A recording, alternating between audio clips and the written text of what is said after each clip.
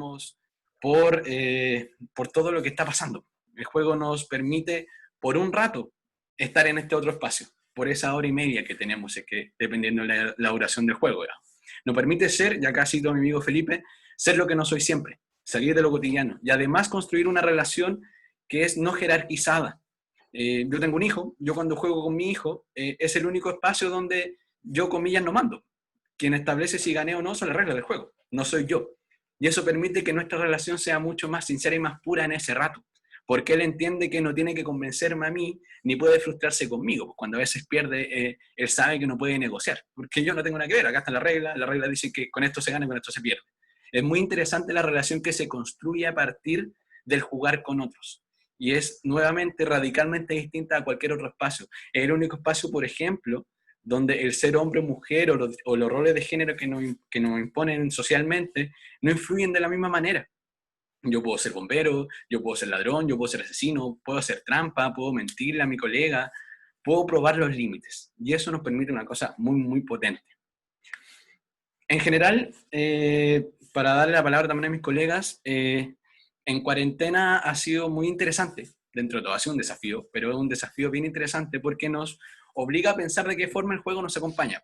No solo como una excusa para evadir, digamos, que de alguna forma sirve también, sino también como una posibilidad de reencontrarme con otras culturas, con otras historias. Yo les comentaba estos registros que hay de juegos egipcios, juegos vikingos, juegos también de Indonesia, juegos de, bueno, acá toda la cultura precolombina, cuando llegó los españoles acá, los juegos aztecas, juegos mayas, juegos mapuches se fueron perdiendo, muchos de ellos porque se consideraban herejes, se consideraban, como tienen un vínculo muy fuerte con la religión, se consideraban que eran impropios, por así decir, y se prohibieron y se fueron eliminando. Reencontrar estos juegos, hacer el trabajo de investigar, de buscar, de reproducir incluso, es muy, muy interesante. Es una forma de acercarnos a culturas distintas, no como lo hacíamos en la escuela, no sé si se acuerdan, uno investigaba, por ejemplo, no sé, los onas, qué comen los onas y cómo visten los onas. Ya te llegaba con la investigación. Ya, mapuches, qué comen los mapuches y cómo se visten los mapuches.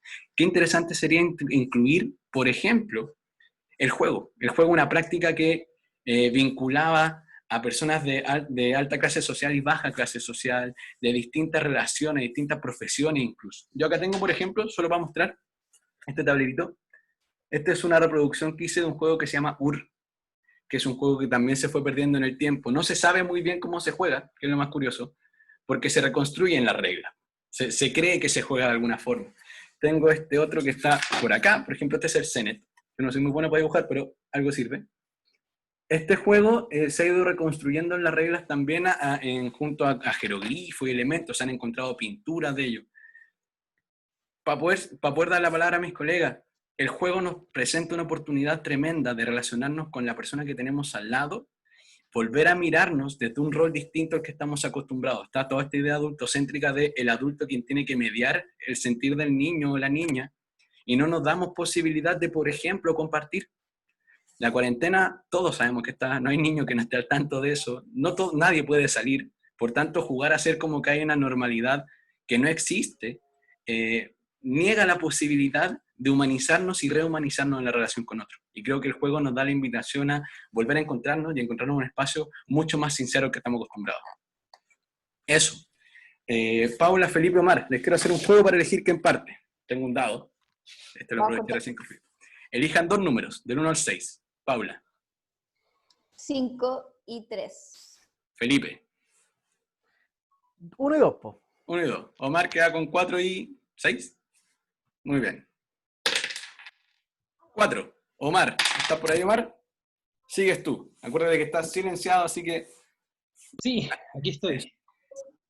Ya, antes que todo, muchísimas gracias a Andrés por la invitación y a todos les presentes en este conversatorio respecto al juego, al aprendizaje y la contención. Me gustaría aportar desde mi campo y antes presentar. Mi nombre es Omar Saldivia Guerrero, me pueden encontrar en las redes @Omar Saldivia Guerrero. Yo soy cuentacuentos, puedo incluso decir cuentero, en el sentido de quien cuenta historias, y a eso es a lo que me dedico profesionalmente hace ya 5 años de manera independiente, y hace 10 años que me dedico a contar historias, Descubrí las historias, o más bien la narración oral como oficio, mientras estudiaba psicología en Valparaíso. Yo soy oriundo de Puerto Montt, crecí en Chiloé, también en Temuco, luego me fui a estudiar a Valparaíso, ahí conocí mi oficio, y ahora desde hace 5 años, como les contaba, que me dedico profesionalmente a esto de manera independiente, vivo también en Santiago de Chile.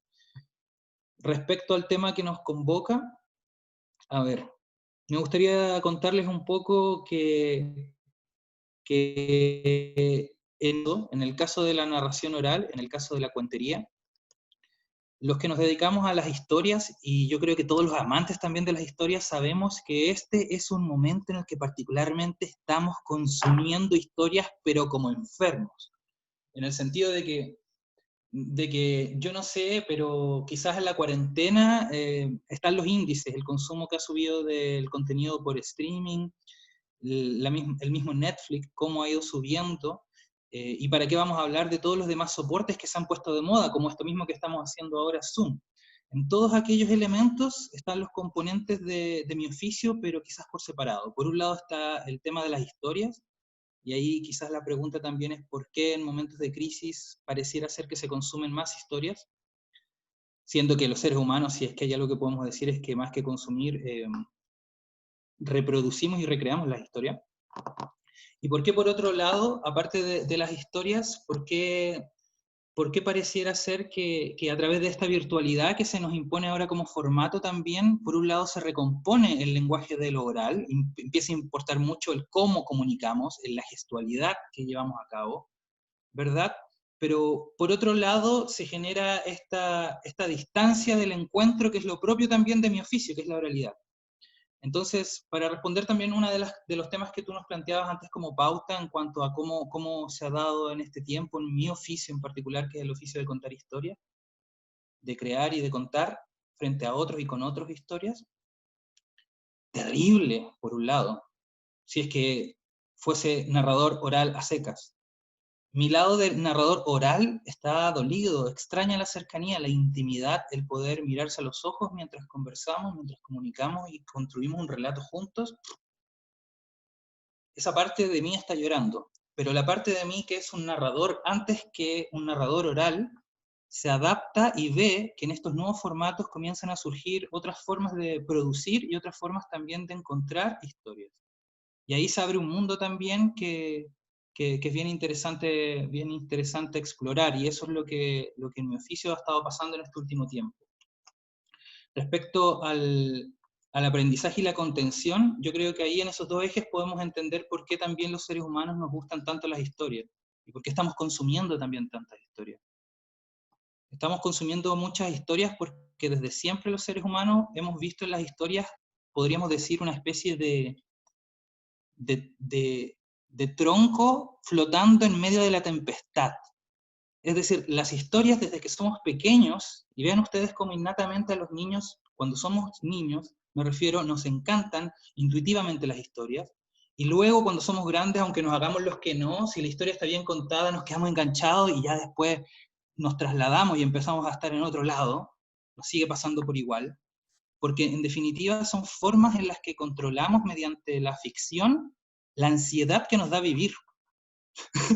Eso como, yo creo que en términos generales, ¿no? Eso de hecho es casi freudiano, esto de que el niño se aferra y nos aferramos a la ficción, y por eso estamos consumiendo también tantas historias, y por eso es un buen momento para los narradores y es un buen momento para aprender a narrar. Es un mal momento para la oralidad, pero es un buen momento para la historia. Porque a la medida que aumenta esa tensión con la realidad, la ficción es un lugar que nos atrae de sobremanera. Porque es en la ficción donde no solamente podemos escapar, como decía antes Andrés, irnos, sino que en la ficción, y eso es lo que invitan también las historias, por eso yo los invito a ustedes a buscar historias, si tienen un problema en la vida en general, las historias los pueden ayudar de alguna manera, ¿sí? Los ponen en puente con la experiencia común. Los dramas que tenemos son los dramas de la humanidad, y las historias son un reservorio de aquello, de conflictos y de maneras de resolverlos también. ¿Sí? Y la ficción nos sirve justamente porque ahí no solamente vamos a ir a escapar, sino que vamos a poder habitar la ficción para poder volver a nuestra cotidianidad enriquecidos.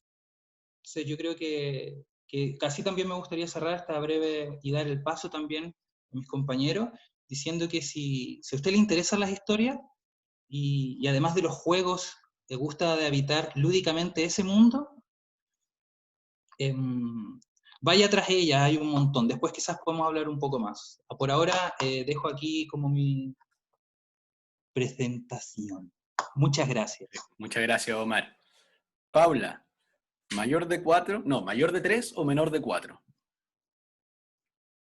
Menor de 4. Menor de 4, a ver. 6, sigue Felipe. Felipe, vas tú. Ya, po. ¿Qué haré entonces? Bueno, me presento un poco. Soy Felipe García. De profesión soy sociólogo, por tanto, soy fome de profesión. Así que equilibro la fumedad de mi carrera con los juegos, y en específico con los juegos de rol. ¿Qué son los juegos de rol? Probablemente si nos vieron en el live ahí hicimos una pequeña demostración, pero si no, resumen corto, quizás lo han visto en Stranger Things, lo han visto en Big Bang Theory, en el laboratorio de Dexter, hay un capítulo por ahí. Son juegos donde uno de los jugadores toma la posición, toma el rol de un narrador o de un máster y va narrando una historia en que los otros jugadores son personajes. Eso muchas veces mediado por reglas, por dados, por múltiples métodos para ir aleatorizando esta historia y haciéndola impredecible muchas veces. Pero una de las cosas claves para que se entienda, en ese juego yo represento un personaje construido muchas veces por mí y tengo que tomar decisiones en base a lo que ese personaje haría, no necesariamente a lo que es más estratégico, no necesariamente a lo que, sino poniéndome en el lugar de ese personaje ficticio. Y de eso yo quiero agarrar, el Andrea te estaba hablando un poquito del juego y el Omar de hecho le comentó que los animales también jugaban. Y hay una discusión muy interesante que les quiero contar, y que es una de las pocas veces que el español me ha decepcionado como idioma, porque no tiene una forma tan clara de definir una separación súper importante, que es entre el juego, el play, del inglés, el juego como conjunto de reglas que existe fuera del jugador, que es el game en inglés, y bueno, y los accesorios del juego, que son los juguetes, que son los toys en inglés. Entonces, como para hacer esa distinción más clara, un animal, por ejemplo, puede jugar, efectivamente, los animales juegan. Porque, ¿qué es el juego? Es el reconocer de que estoy en un espacio distinto y estoy simulando muchas veces algo. En el juego uno simula. En inglés está el pretending. Entonces, por ejemplo, los animales, cuando uno ve a los cachorros de perro, yo no tengo hijos, pero tengo 2 gatos, y a veces los veo como peleando, pero no se muerden realmente, no sacan las garras porque están jugando a pelear, jugando a morderse. Y en el fondo están simulando algo que hacen en la vida cotidiana de gato, que es pelear con otros gatos, pero lo hacen en un entorno propio, en un entorno donde ellos saben que están fuera de eso. En cambio, el juego es el conjunto de reglas, y por ejemplo, yo acá tenía una muestra. Este es un libro de un juego de rol, este es Dungeons and Dragons, y este es un libro gordo, lleno de reglas. Y yo lo puedo dejar de lado y el libro va a seguir existiendo. El juego no me necesita para existir, el juego me necesita para el juego como conjunto de reglas. Y así funciona con el Ludo, por ejemplo, el Monopoly, todos esos son conjuntos de reglas, y que uno los puede ir adaptando y cambiando, por supuesto. Pero finalmente eso queda afuera. Y por último están los juguetes, que por ejemplo acá tengo mi juguete de Groot. Y esto no tiene regla. Esta figura no tiene una regla con que funciona. Yo puedo hacer lo que me imagine con esta figura. Puedo jugar a que pelea con otra, a que tiene aventura, a que ya no es un mono, sino que es un palo, ¿cachai? Y de hecho, por ejemplo, en muchos juegos uno podría decir que el juguete puede ser un palo, puede ser un pedazo de cartón. Entonces, para separar un poco, porque la gracia es que los humanos, hasta donde sabemos, podemos generar ficción. Aún no hemos descubierto que los animales generen ficción. Ficción en el sentido de cosas que no son parte de nuestra realidad día a día, sino que las inventamos desde un conjunto de experiencias y las empezamos a mezclar y a tejer. Y bueno, y de ahí viene un poco el juego de rol del que yo les quería hablar. Pensémoslo, vámonos muchos años atrás, sentados alrededor del fuego, cuando los cazadores y las cazadoras pensaban en salir a capturar un animal y empezaban a decir que era ese animal para sentirse como ese animal. Empezaban a pensar como ese animal, se ponían en el rol del animal. Y de repente ya no era una persona haciendo cosas de persona, de humano, era un animal haciendo cosas de animal. Y entraba en el animal y cumplía ese rol. Y nos contábamos historias de su espíritu y de esos animales. Bueno, mega abstrayendo esa idea, nos fuimos a los 70, que alguien dijo, oye, tenemos todos estos juegos que simulamos como guerras y simulamos combate. El ajedrez es un juego de simulación de guerra. El Go, que acá el Andrés es muy fanático de ese juego, también es un juego de simulación de un combate. Pero ¿por qué no le ponemos historia a eso? ¿Por qué no cada ficha tiene una personalidad y una historia y yo soy esa ficha? Entonces ahí nace el juego de rol, que como les decía, a mí me interesa harto y me voy a ir para un... Ahora ya me voy a hablar, hablemos de cuarentena. ¿Qué pasó en la cuarentena? De repente algo, un alienígena prácticamente, el virus es algo súper alienígena, nos quitó la capacidad de decidir. De repente ya no podíamos salir de nuestras casas, de repente teníamos que andar con mascarillas si queríamos salir a comprar al supermercado, y de repente se empezaron a poner una serie de cosas que la humanidad dejó de tener toma de decisión. A eso yo lo llamo, no lo llamo yo, lo llamamos agencia, la capacidad de tomar decisiones y de sentir que podemos tomar decisiones. Entonces, esa capacidad que aparte como humanos teníamos controlamos el mundo y nuestras decisiones son, por mucho que yo como individuo, como sujeto, no tuviera tanta toma de decisiones en la gran estructura que es la institución, el Estado, la globalización, yo podía decidir salir a la calle, podía decidir de repente si tenía un poquito de plata comprarme algo, podía decidir cambiar el canal de la tele, y de repente esa agencia empezó a perderse. En la cuarentena especialmente pasó mucho eso. ¿Qué nos permite el juego de rol en este momento? Tener un espacio donde somos libres agentes de cambiar un mundo. Eso siempre nos lo ha permitido el juego de rol. De cambiar un mundo y cambiarlo a lo que nosotros creemos que es bueno. O que nuestro personaje cree que es bueno. Pero nos da ese espacio de decisión. Y ahí entramos también a qué pasa con los niños y con las niñas. Los niños y niñas, históricamente, han sido un grupo callado. Han sido un grupo callado no porque ellos quieran, sino callado socialmente. Han sido un grupo sin capacidad de decisión. Y ahora imagínense la cuarentena. Yo no sé cuántos de los que nos estarán viendo tienen hijos o conviven con niños y niñas, pero les aseguro que en la casa, en la mayor parte, son los últimos que pueden tomar una decisión de lo que está pasando. Son los últimos que decían que actividad se hace, son los últimos porque históricamente también ha sido así. A ver, yo también creo que la gente que se nos unió es gente bacán, entonces probablemente no pase tanto. Pero si hablamos a nivel general, y yo no hablo a nivel anecdótico, no hablo a nivel general, probablemente esa ha sido la situación. Entonces acá en el juego de rol estamos dando un espacio para que libremente el niño, la niña, y bueno, y el adulto, sí, yo creo que los adultos tenemos que jugar y los juegos de rol son un espacio muy bacán para el juego adulto, eh, pueda tomar decisiones, podamos jugar a tomar decisiones un rato, sí. Estamos encerrados todo el día en la casa, queremos estar con otras personas, el juego de rol te requiere, porque no son competitivos, son cooperativos, ni siquiera yo lo llamaría cooperativos, son colectivos, esa es la palabra que a mí me gusta, porque todos vamos tejiendo esta historia. Finalmente el que hace de narrador está en una posición de poder a medias, porque tiene que ir contando esta historia a partir de los jugadores, él no puede robarse la historia porque si no, es lo que decía Andrés, el juego es voluntario, entonces si alguien me quita el juego, dejo de jugar simplemente.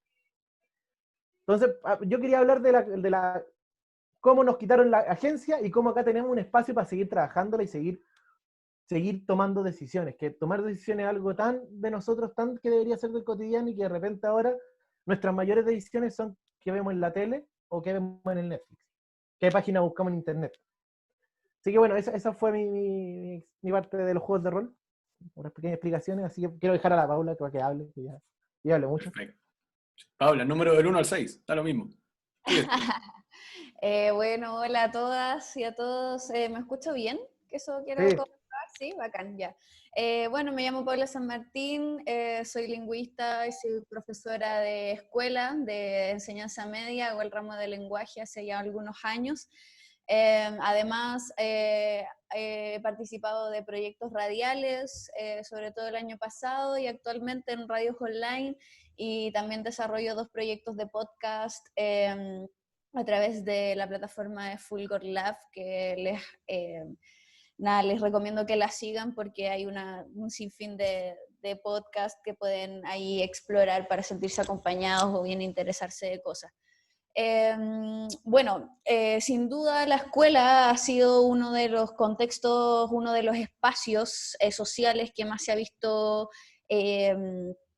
como contravenido con la cuarentena, porque nos ha hecho plantearnos todo el profesorado y a toda la institucionalidad escolar, básicamente cómo continuar, cómo llevar a cabo, cómo sacar adelante un año académico cuando no están las condiciones para eso a la manera que lo veníamos haciendo, ¿cierto? Entonces ya no está el aula de clase, ya no está lo presencial, no está el contacto físico. Por lo tanto, cómo llevamos a cabo el aprendizaje, cómo llevamos a cabo un curso con todas las dificultades que seguramente ustedes conocen al respecto, no solamente en el cumplimiento del currículum, de los contenidos que hay que pasar, sino todo lo que implica la escuela en general, que si ustedes basta echar mano a sus recuerdos escolares, no hay que saber de teorización académica o sobre la pedagogía para entender lo complejo que es ese espacio. Entonces, a mí lo que a mí me interesa discutir en este espacio es darnos cuenta básicamente de qué sucede con el espacio virtual, cómo lo estamos trabajando desde ahí. Y creo que lo conflictivo del asunto ha sido que hasta ahora, si ustedes han tenido experiencias de teletrabajo, y también es mi caso, lo que se está haciendo con los espacios virtuales en cuarentena es una especie de traducción del espacio presencial al espacio virtual. Es decir, tratemos de hacer a través de internet o a través de manera online lo que supuestamente deberíamos estar haciendo de manera presencial.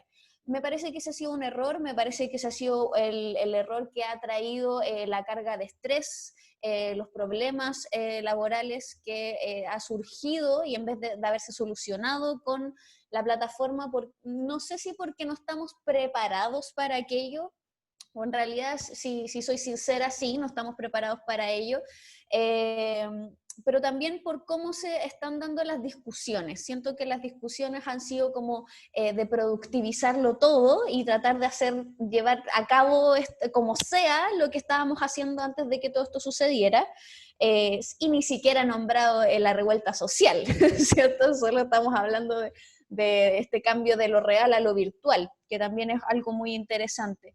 Y la pregunta ahí entonces es cuáles son los desafíos respecto de lo virtual, cuáles son los desafíos respecto de la tecnología, qué estamos entendiendo por el mundo virtual, qué estamos entendiendo por el mundo, qué estamos entendiendo por socialización a través de Internet, y en ese sentido, cuál es el rol de la escuela, cuál es el rol del aprendizaje, cuál es el rol de nosotros como ciudadanos al tratar de conectarnos por estos sistemas virtuales como lo estamos haciendo exactamente en este momento. Me interesa que también seamos conscientes de lo que está sucediendo ahora de manera simultánea, es un hecho histórico. ¿Por qué? Porque si bien estas plataformas, Zoom o lo que sea, han estado disponibles hace mucho tiempo, la estamos utilizando ahora de manera masiva, sin saber cómo, y lo estamos haciendo también de manera, no sé si tan reflexiva, dado que hay que llevar procesos productivos a cabo. Entonces ahí, respecto de esas preguntas, respecto de cuál es el rol de la escuela, cuál es el rol de la ciudadanía respecto a un desafío virtual, me parece que el juego es una herramienta a la que sin duda hay que echar mano.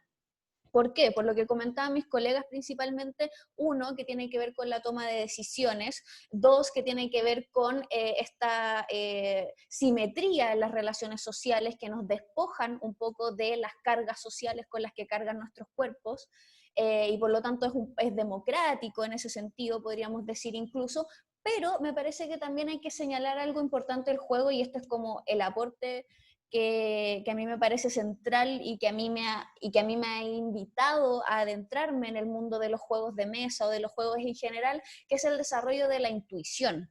Me parece que eso es un concepto fundamental. ¿Por qué? Porque yo soy una jugadora intuitiva. Uno tiene que darse cuenta de cómo juega. Si te gusta jugar para ganar, si te gusta jugar para pasar un buen rato. A mí me gusta jugar para hacerme caso. Porque cuando yo tengo una jugada, tengo una carta, tengo un dado y decido hacer algo que va en contra de mi intuición, generalmente pierdo. Entonces el juego es algo que es una herramienta que me ha enseñado que yo debería hacerle más caso a mi intuición, y también me ha hecho ponerle atención en cómo se manifiesta mi intuición.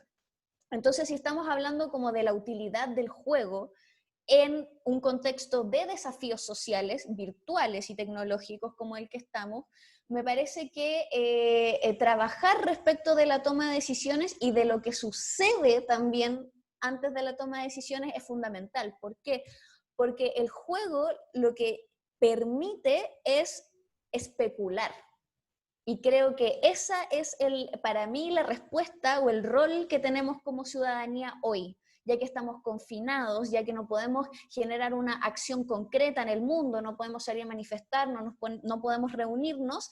Creo que lo que nos queda es especular, ¿ya? Y eso que no es solamente pasarse rollos en la cabeza, sino hacer lo que estamos haciendo ahora, o sea, reunirnos para experimentar respecto de lo que creemos que podría resultar o no, hacerle caso a nuestra intuición, generar distintas redes de contacto que me permitan ciertos aprendizajes. Si me equivoco, no importa, lo que funcionó en esta realidad del juego puede funcionar en esta realidad real o en esta realidad virtual.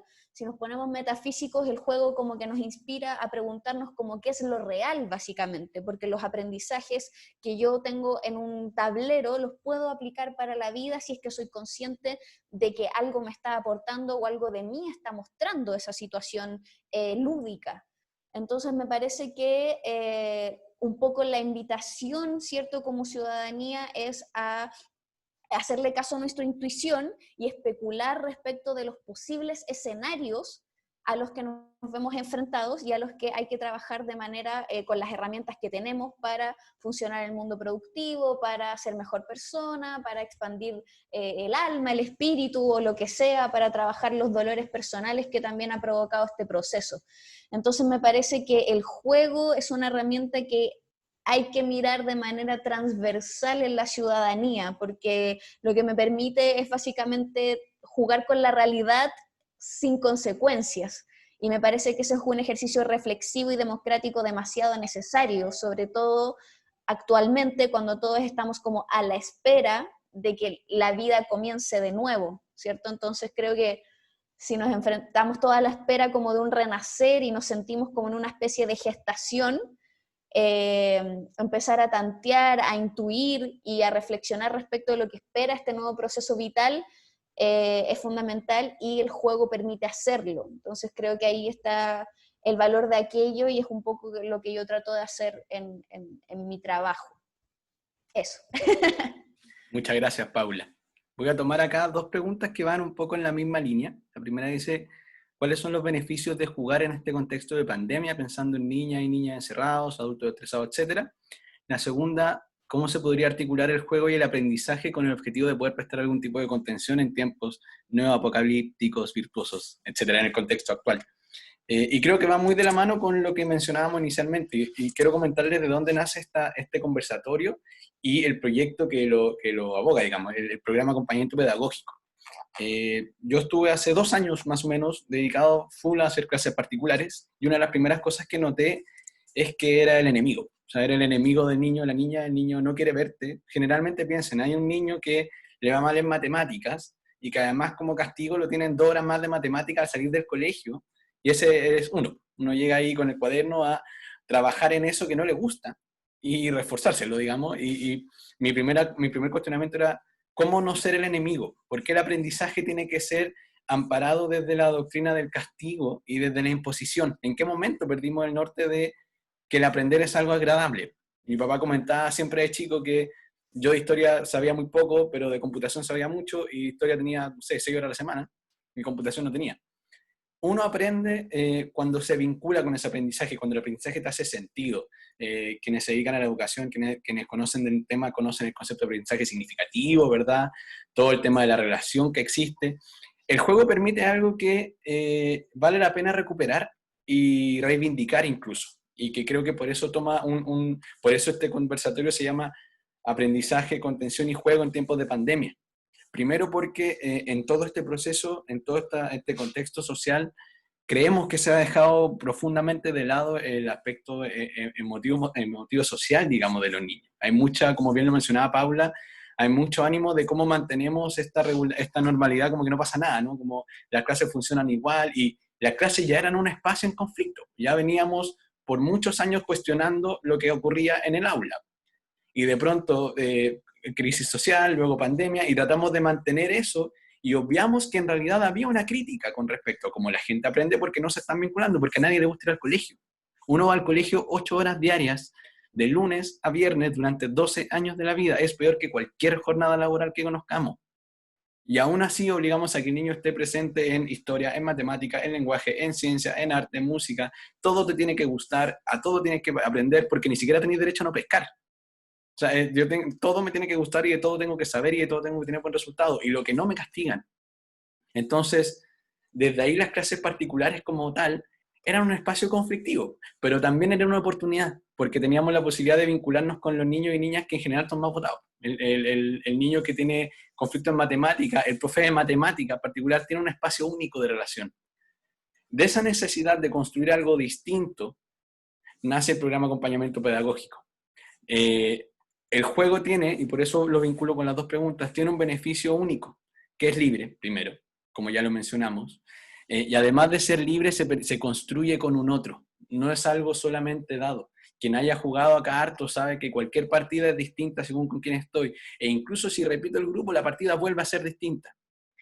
La Paula hablaba de intuición, por ejemplo. No es casual que muchos de los juegos de mesa hayan acompañado a las distintas culturas en momentos centrales. El Go, por ejemplo, se le vinculaba a los grandes pensadores, muchas veces en la mano derecha de los emperadores en Oriente. El ajedrez se le reconoce como uno de los juegos más racionales que existe. Dentro de otras cosas, el Patoyi, por ejemplo, que era un juego azteca, antes de jugar rezaban al dios del destino, si no me equivoco, no por nada fue prohibido. Hay una serie de experiencias que te dicen que el juego tiene un valor. Por el mismo programa de acompañamiento pedagógico va hacia allá. Omar, tú le pediste la palabra.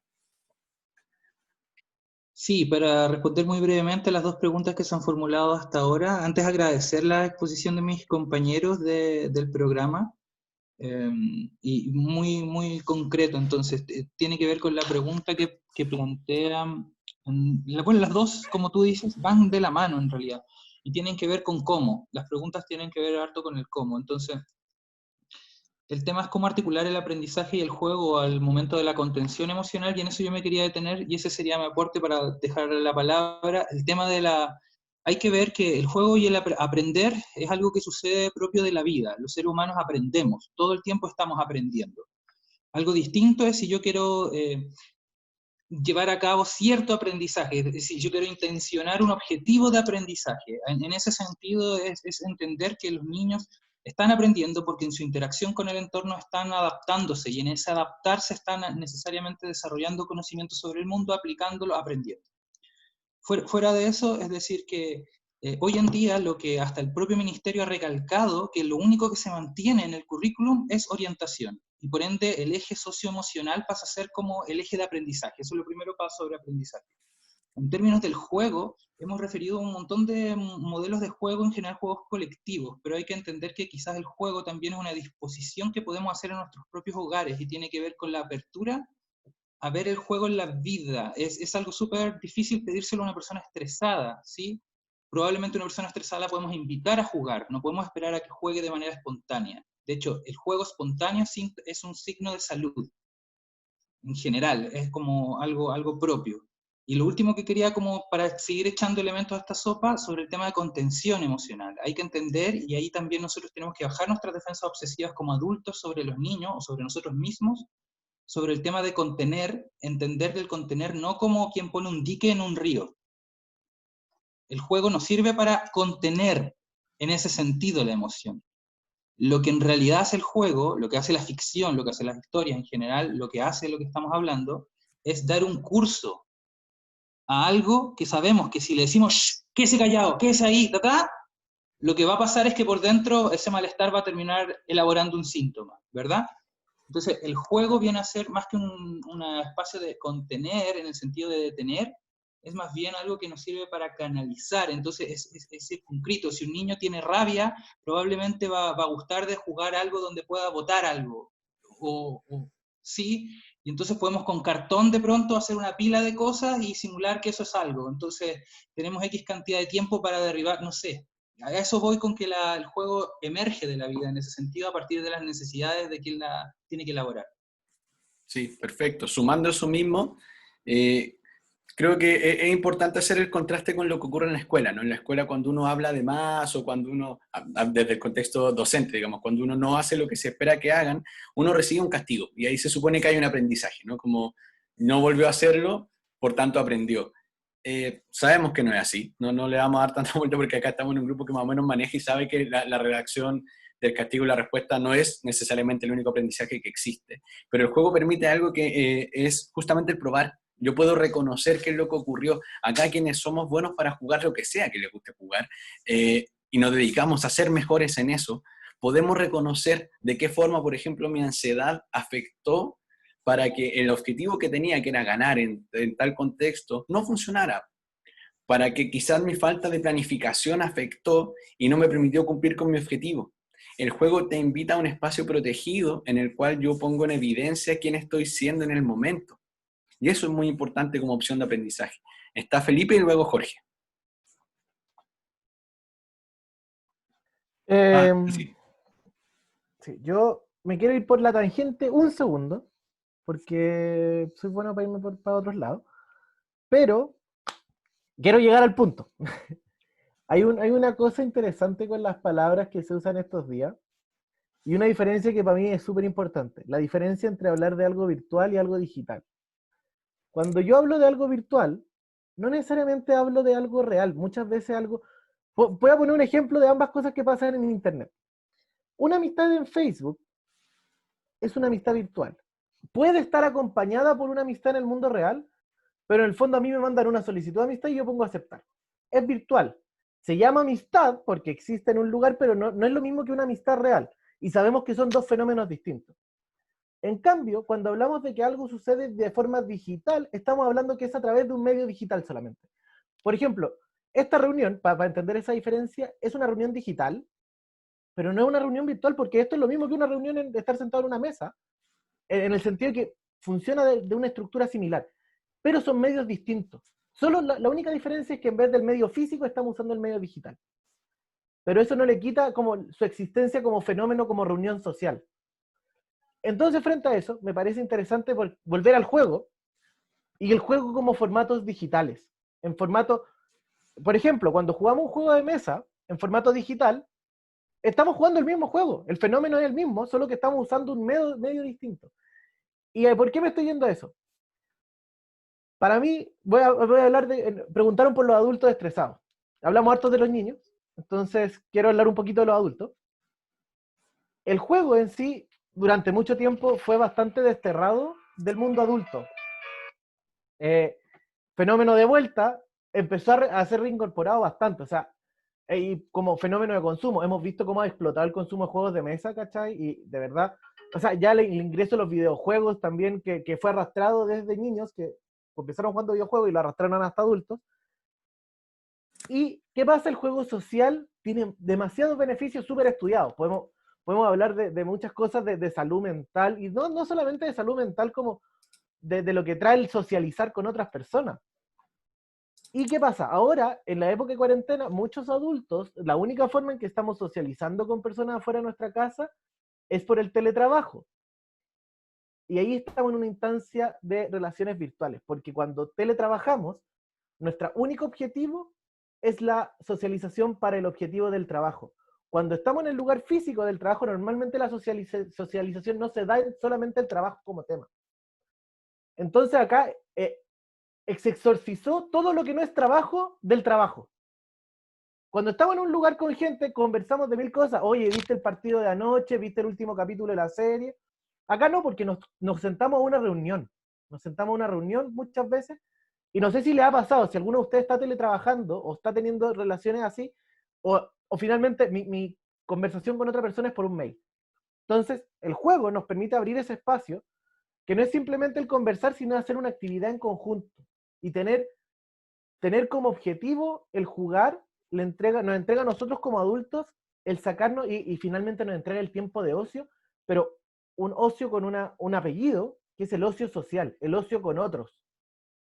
Y que ese ocio con otros, y acá estoy hablando, por eso yo hablo desde los juegos de rol, pero también el juego de mesa, pero del juego que no me estoy hablando acá es, por ejemplo, cuando juego videojuegos solo, que eso tiene sus beneficios en sí mismo, yo no estoy criticando.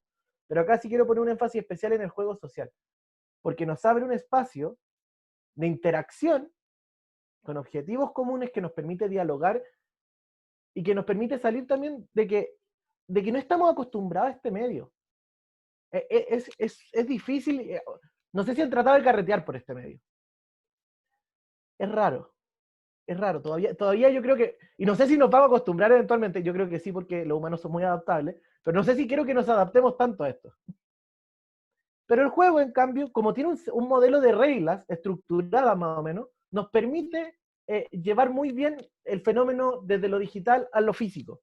Se pierden cosas, se agregan cosas, sí.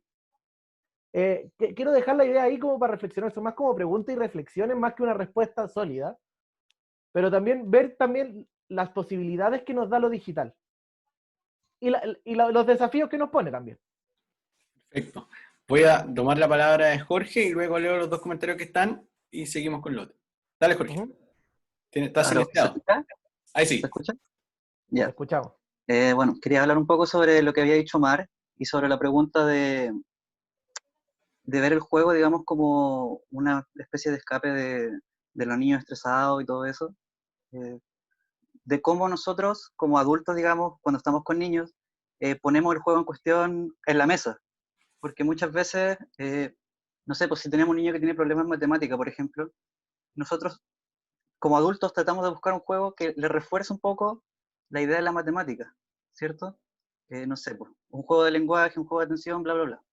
Los juegos cuando a nosotros los venden, yo trabajo en una distribuidora, en Black Friday, entonces siempre el juego me lo venden, por ejemplo, como, no sé, este juego te va a ayudar a reforzar la atención del niño, bla, bla, bla, ¿cachai? Y yo cuando se lo tengo que mostrar a un adulto hago lo mismo. Sin embargo, y para los niños es súper importante entender que el juego eh, en sí mismo, el fin es el juego. Entonces yo no puedo sentarme en la mesa con un niño que tenga problemas con matemáticas y decirle, este juego te va a ayudar a reforzar las matemáticas. Porque el objetivo del juego en sí, o sea, el objetivo principal del juego no es ese. Puede ser una consecuencia y de alguna forma se va a desarrollar si es que el niño le pone suficiente atención al juego, pero en sí mismo no es el fin. Entonces, a la hora digamos, sentarnos en la mesa con un niño estresado, no hacer del juego algo que le estrese más. En ese sentido, si es que tiene problemas con algo, Paula.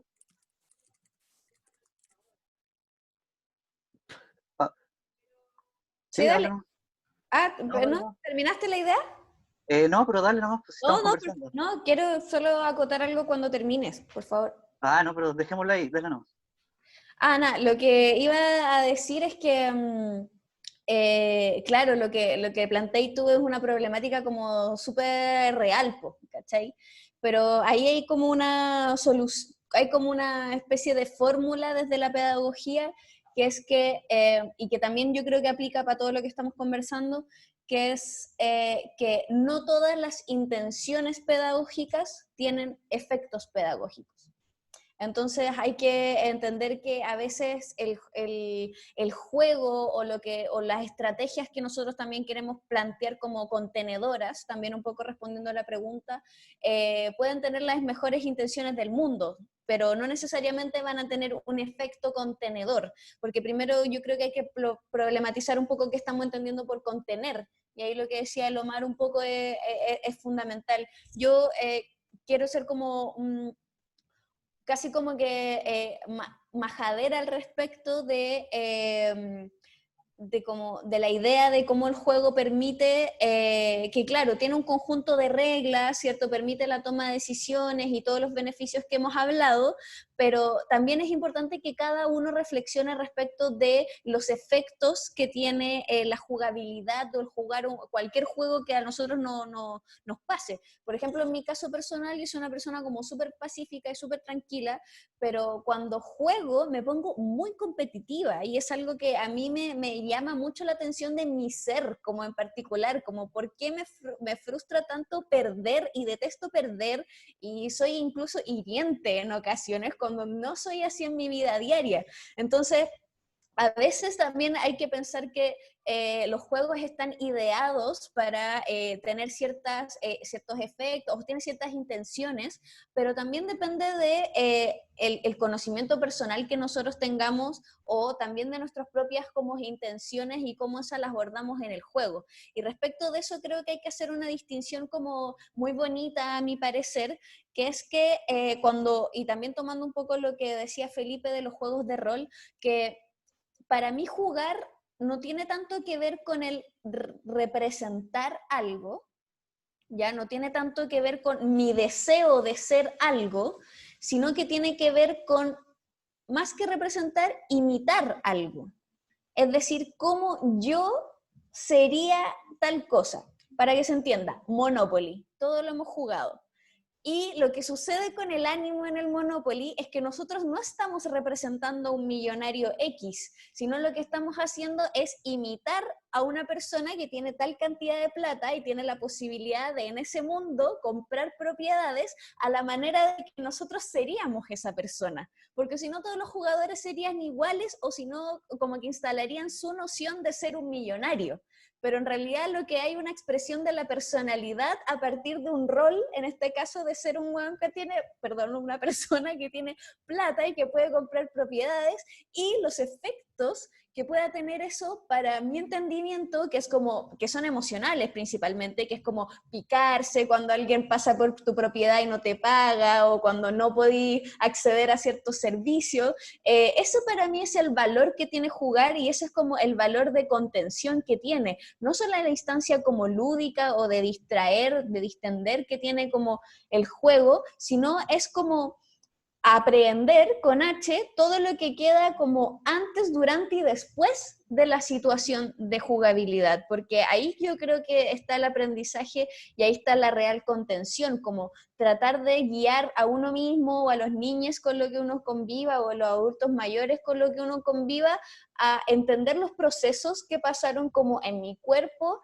al tratar de imitar o al ponerme en una posición que planteaba un conjunto de reglas. Y por eso mismo nosotros distinguimos qué juegos que me gustan, qué juegos que no me gustan, qué juegos que no me gusta jugarlos con ciertas personas, que eso también es muy interesante, porque ahí uno va viendo más o menos el efecto que tiene para uno y como para la situación de socialización que pasa ahí. Y a mí me parece que eso es lo nutritivo de jugar un poco. Quizás me fui un poco por las ramas, pero creo que por ahí va la contención de jugar, no solo el momento de jugar, sino que Claro. lo que implica en el ser. Perfecto. ¿Es Tomar? Ya. Sí, es Tomar y luego comento lo que acá se ha escrito, porque se han hecho 2 preguntas y 2 comentarios. Dale, Omar. Sí, gracias. Mira, Andrés, justamente yo iba a hacer lo mismo, quería traer ya. el chat, lo que la gente ha estado diciendo en el chat, a la conversación. Así que, en ese sentido, si me permites, yo quiero leer lo que ha dicho Gabriela y lo que ha dicho Tania.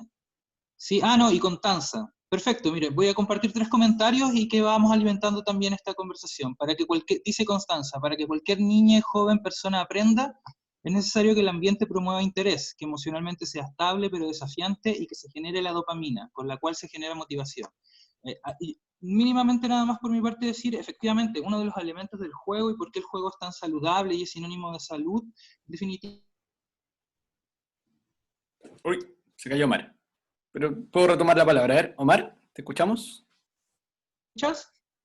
Ahora sí, ahora sí. Ahora sí. Perfecto. ¿Se escuchó lo que dije de Constanza? Se Sí, escuchó lo que dijo, lo que escribió ella, hasta ahí. Perfecto. Gabriela entonces dice para todos nosotros, atención, dice, cabres, me encanta lo que están haciendo. Me pregunto, ¿cómo están abordando aprendizaje, juego y contención en el escenario de brechas digitales que tenemos en Chile?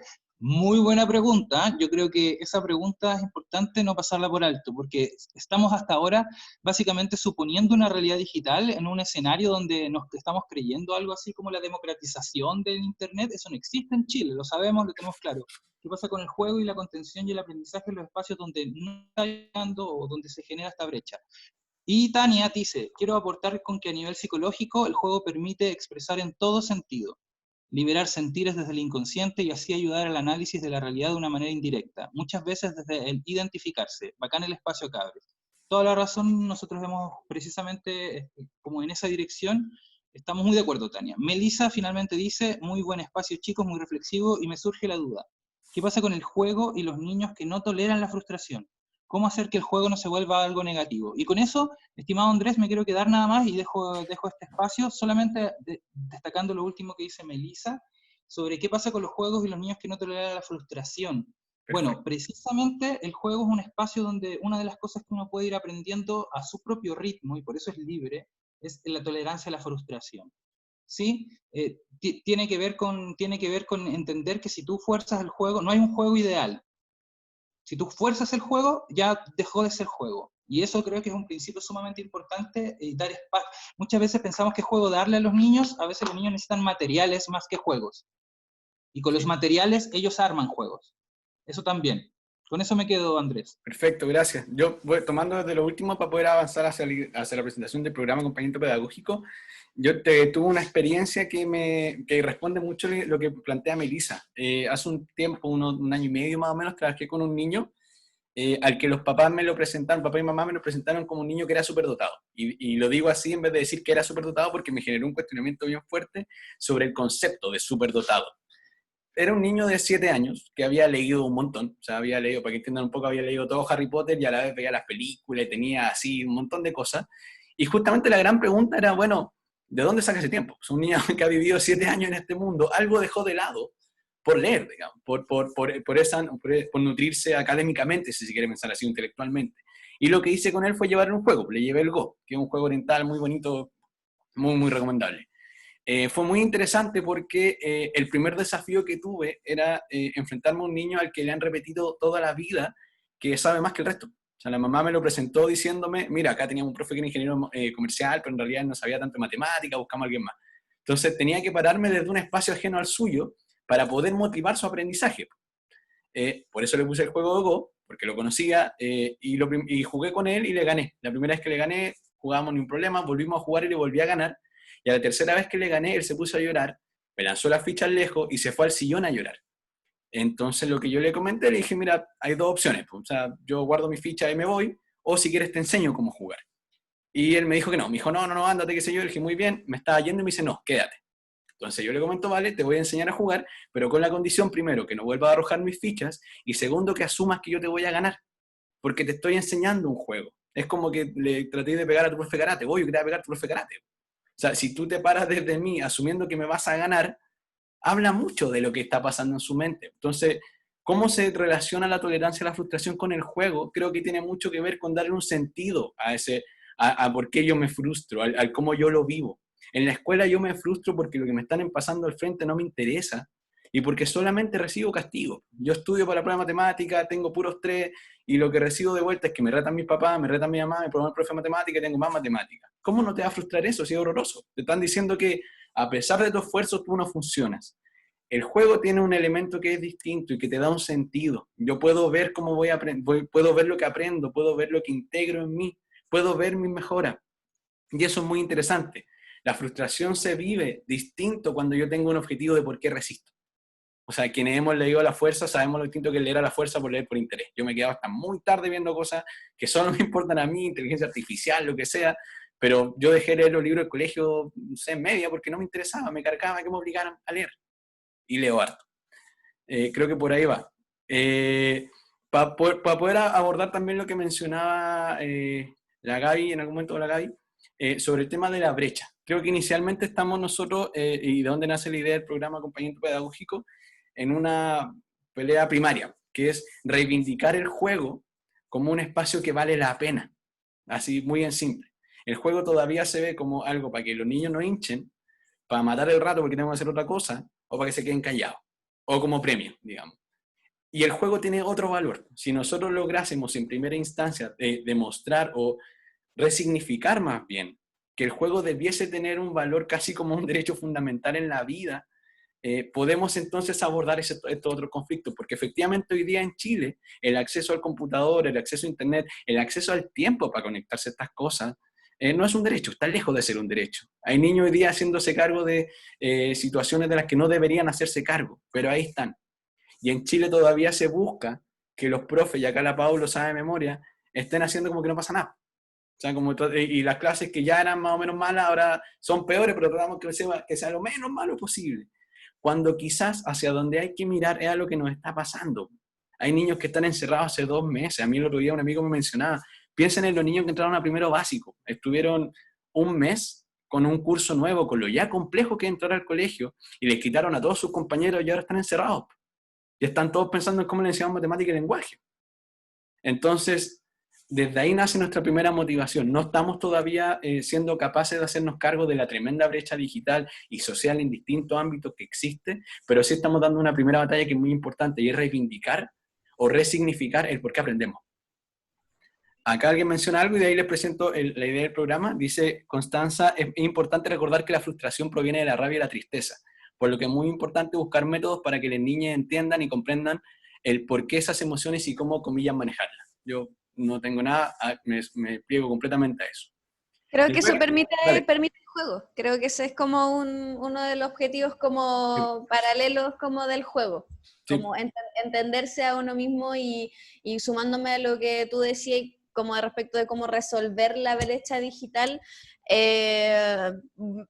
Bueno, estamos lejos de hacerlo obviamente, pero creo que el Omar ahí daba una clave que es entregar materiales más que entregar como un plan, un conjunto de reglas, ¿cierto? Sino que una vez yo quería jugar ajedrez con un amigo y teníamos nada más que una libreta y un lápiz y recortamos y dibujamos todo el tablero y todas las fichas y jugamos igual. Ahora bien, nosotros sabíamos lo que era un ajedrez y el conjunto de reglas de un ajedrez, pero eso también se puede confeccionar y eso también es parte de otro juego. ¿Cierto? No sé si recuerdan que yo, por ejemplo, cuando niña disfrutaba mucho armar el juego y no jugaba cuando ya lo tenía armado. O sea, armaba una casa con todos los sillones y ese era mi juego. Y cuando ya tenía mi casa ya me aburría y me jugaba otra cosa. Entonces también tiene que ver con qué estamos entendiendo por juego, ¿cierto? Es un mero conjunto de reglas, es una propuesta de otra realidad.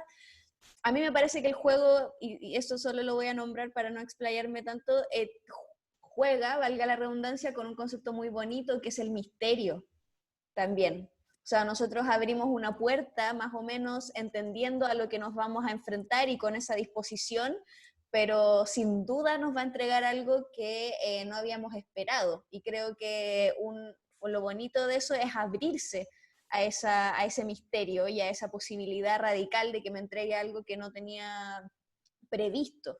Y ahí creo que está como el aprendizaje como vital del juego. No desentrañar ese misterio, sino aceptar ese misterio, que es un poco distinto. Oye, ¿puedo sumarle una cosita ahí? Sí, y luego Mar. Sí, yo cortito acá, con lo que decía, es que me prendió mucho ese concepto del círculo mágico del juego. Que es el concepto de que cada vez que nosotros comenzamos cualquier juego, estamos aceptando un mundo con su propia coherencia interna, distinta a la del mundo exterior. Y lo que yo hago en ese juego no puede tener consecuencias en el mundo exterior. Y ese es el problema, por ejemplo, de picarse. y ahí aparece como ese... Porque lo que estoy haciendo en ese juego, el contrato que yo hice es que lo que pasa en el juego se queda en el juego, y de repente ese juego me pega para afuera. Y literalmente ese círculo mágico te patea hacia afuera y dejo de jugar cuando me pico. Entonces, hay ese misterio que tú decís que de verdad funciona así. Se nos quedó pegado Felipe. Pero sí, alcanzó a plantear la idea. Omar, ¿tú querías comentar algo? Y sobre el tema de la brecha, que yo creo que es el tema que en mi parecer al menos pasa a ser el tema donde se juega todo, porque podemos, para las personas que trabajamos, vivimos a partir de la ficción y de eso nos dedicamos, ¿no? Y de los juegos también, y creamos juegos constantemente para ir adaptándonos a las necesidades de las comunidades con las que trabajamos. Nosotros trabajamos creando juegos sobre la base de entender que el juego emerge de la necesidad de la vida. Entonces, en ese sentido, retomar sobre el tema de la brecha digital, el tema de que, bueno, yo creo que dos bandas. Por una banda, yo creo que todos los educadores, todas las personas que trabajamos en educación y en cultura, debiésemos estar por la democratización de los medios de producción digital y los medios de producción audiovisual, desde mi punto de vista. Tiene que ver con que no puede ser que todos seamos simplemente consumidores de productos audiovisuales y estemos relegados a tener que tomar esa posición histórica sin poder ser productores de contenido. Sí, yo creo que en ese sentido las redes invitan de cierta manera a eso, pero también esas redes pasan por dispositivos que tienen una tecnología que se paga hoy en Chile. Entonces hay que ver que tiene que repartirse no solamente el acceso, que es por donde se trabaja por lo general, sino en el uso, el tiempo, la cantidad de tiempo que la gente puede disponer libremente. Es muy diferente en un lugar donde todos tienen un dispositivo y tienen una banda de un ancho de banda excelente, a el otro donde todos comparten el teléfono del papá que tiene datos móviles fijos y por ende lo que tiene son redes sociales. Sí, es distinto el tema, y en esa banda hay que trabajar por ahí, pero además, por otro lado, lo que a nosotros nos compete y lo que también es la invitación a todas las personas, independiente de sus recursos, es a recuperar la esencia del juego. Y la esencia del juego es la vida, es diversión, es placer, es goce de vivir. Y en ese sentido es algo que emerge. Por eso yo creo que ahí donde, no, más que el tema de cuál es el juego indicado muchas veces, tiene que ver con dejar jugar. Entregar materiales, y esos materiales pueden ser precisamente cosas que son desechos. Y el juego consiste precisamente en eso, en cómo vamos dando vueltas a ciertas circunstancias y creando cosas. Hay que aburrirse para poder crear. No hay que caer en la obsesión de llenar y que jueguen todo el rato y nosotros estar poniendo ahí todo el rato el juego. Eso. Perfecto. Voy a tomar la palabra de Sandra y voy a comentar la idea del programa. Sandra comenta, el juego impuesto pierde su alma, es decir, el vínculo con la motivación al querer hacer. Siempre queremos repetir aquello que nos causa placer, por lo tanto, si en la escuela se impone el juego de manera descontextualizada y poco significativa, estamos haciendo lo opuesto al sentido de jugar, disfrutar y conectarnos con otras y otros y con nosotros mismos. Yo coincido, lo único que podría agregar que incluso yo diría que el juego impuesto deja de ser juego, directamente. Miren, ¿cuál es nuestra apuesta? El por qué nos motivamos también a abrir esta conversación. Nosotros estamos armando con Paula, Felipe y Omar un programa al que llamamos Programa de Acompañamiento Pedagógico, que se presenta, no voy a explicar acá extensamente lo que es también por tiempo, pues en respeto a sus propios tiempos, que nace como una alternativa a lo que eran las clases particulares tradicionales. Obviamente se tuvo que adaptar también con todo lo que está pasando, digamos, pero que parte de una idea central que es desarrollar 3 conceptos al menos: la autonomía, un espacio también que sirva de contención, y también los procesos de metacognición, que uno pueda tener conciencia de cómo yo mismo aprendo, de yo poder observarme y decir esto me ayuda, esto no, en el desafío que estoy viviendo. Nosotros nos presentamos como talleristas, si se quiere pensar como facilitadores, y lo que haríamos en este programa es entregar 2 espacios. Uno de trabajo individual, donde acompañamos al niño o niña para que desarrolle su propia rutina, para que pueda armar su semana, para que pueda también él observarse a sí mismo y misma. Y también un taller de los distintos ejes que hemos mencionado, para que tenga una motivación que lo invite a investigar por sí mismo, a armarse sus propios desafíos, a plantearse un norte. Porque hoy día lo que más falta, creemos en general, es un norte. El ayer es muy igual a lo que pasa mañana, como que hay una sensación de que se pierden los días, ¿verdad? Qué importante es ayudar a que los niños, niñas y jóvenes tengan su propio espacio que los motive a armarse su semana, a levantarse en la mañana, y que no sea solamente porque hay que hacerlo, porque tenéis clase con un profe que escucháis a medias, ¿verdad? Darle una motivación. Y para allá va un poco nuestra apuesta. Queremos acompañarlos en ese proceso y también que sea un espacio autónomo para ellos. Por eso planteamos al inicio, lo mencionaba un poco en el live, que pusimos como requisito que el niño o niña pueda conectarse solo, porque no queremos que sea un espacio mediado por el adulto o adulta que está al lado. Él también tiene derecho a conectarse y vivir su propio proceso, y que no haya un adulto hinchándolo para ver si hizo o no hizo las tareas, si cumplió con sus objetivos. Nuestra propuesta, que lo vamos a explicar con más detalle en unos días más, es poder presentar esta alternativa a la gente como una forma de acompañar también y contener en todo el proceso que se está viviendo. No quiero alargar mucho más porque igual son las 11:20, partimos un poco más tarde, así que hay que ver eso bien. agradecer la participación, agradecer también a Felipe, Omar y Paula con todos los comentarios, a todos quienes vinieron. Renzo comenta como cierre, muy buena la teoría y ejemplos, excelente, me faltó que nos hicieran jugar, habría sido maravilloso. Acá desde las casas, reírnos, que nos den desafíos divertidos con lo que tenemos, imaginar un juego, inventar algo, etc. Un ejemplo ha sido, por ejemplo, lo que hicimos en Saber Lúdico, que ha seguido subiendo juegos de lógica, ha sido muy curiosa la recepción también de eso. Yo pensé que no iba a pegar tanto, pero pega mucho, porque en realidad nos faltan espacios. Así que, Omar, quería decir algo. Sí, para todos los que están en su casa, para cerrar un pequeño juego. Atención, funciona así. Todos tienen que estar sentados, por favor, y habilitar sus manos ahora, ¿ya? Y poder pegarle, no sé si se alcanza a escuchar, pero miren, cuando yo hago así, le estoy pegando a mis rodillas, ¿ya? Perfecto. Excelente, atención, lo voy a hacer una vez yo, y ahí donde ustedes están lo van a repetir. Este es un juego de repetición, ¿ya? Entonces, miren.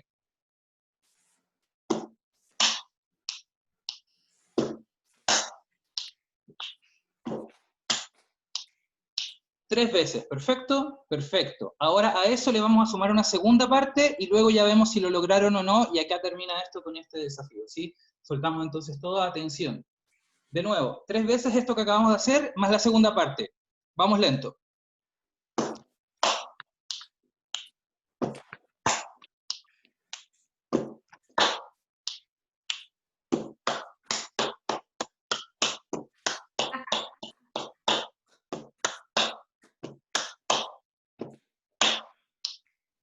Lo voy a volver a hacer una vez entero, lo podemos hacer juntos como preparación, lo voy a hacer lento, ¿ya? Escúchenlo y vamos. Concha la lora, dice Kader Bachi. ¿Usted quería un juego? No, me piqué, me voy. ¿Qué pasa? ¿Sabe usted qué pasa si le sale mal este juego?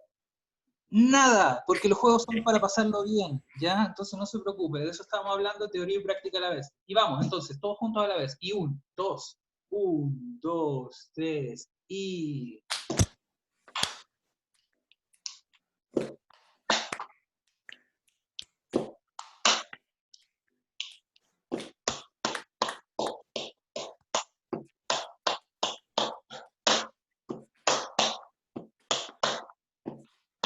De nuevo, y... Más rápido.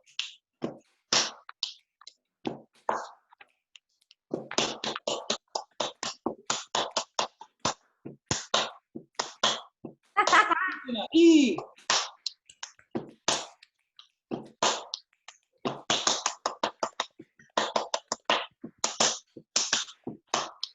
Muchas gracias, muchas gracias. Muy bien, muchas gracias. Gracias por venir. Un abrazo a todos y todos. Lo voy a subir esto mañana a Saber Lúdico para que nos busquen ahí en Instagram. Muchas gracias por asistir y escuchar, que estén muy bien. Muchas gracias. Chao, chao. Muchas gracias por quedarse hasta tan tarde también. También. Sí, muchas gracias. Que les vaya muy bien. Ya saben, si conocen a alguien que le interese, ya vamos a dar más información de lo que vamos a estar haciendo. Empezamos en junio. Chao, Nos chao. pueden encontrar como catador de rol en Instagram. También. Omar Saldivia Guerrero. Ahora, ¿Cómo se hace? Por favor, Santiago Guerrero. Ahí estamos.